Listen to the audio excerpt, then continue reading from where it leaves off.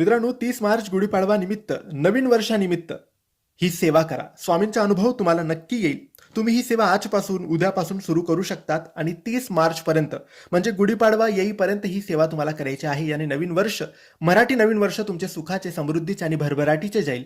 ही सेवा कोणीही करू शकतात. लहान मुलं, शिकणारी मुलं, महिला, पुरुष कोणीही करू शकतात. आपल्या देवघरासमोर सकाळी किंवा संध्याकाळी कोणत्याही एका वेळेस बसून ही सेवा तुम्हाला करायची आहे. या सेवेमध्ये तुम्हाला फक्त 3 गोष्टी करायच्या आहेत.